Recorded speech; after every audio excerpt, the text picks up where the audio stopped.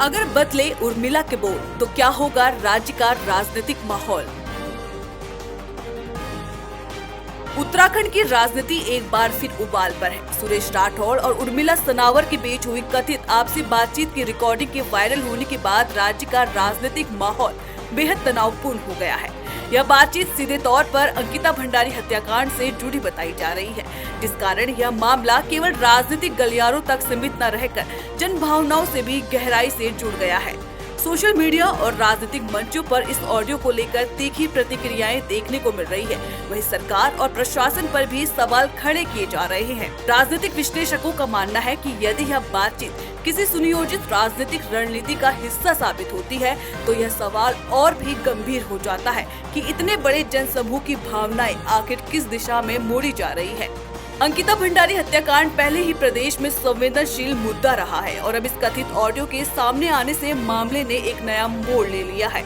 जानकारों का कहना है कि यह सब राजनीतिक लाभ के लिए किया गया प्रयास मान रहे हैं।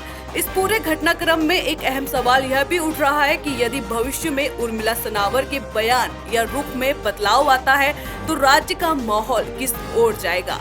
पहले भी इनके आपसी बातचीत के कथित ऑडियो सामने आते रहे हैं, जिस पर कभी किसी ने ध्यान नहीं दिया, लेकिन जानकारों का मानना है कि इस बार ध्यान आकर्षित करने के लिए हो सकता है यह हथकंडा अपनाया गया हो।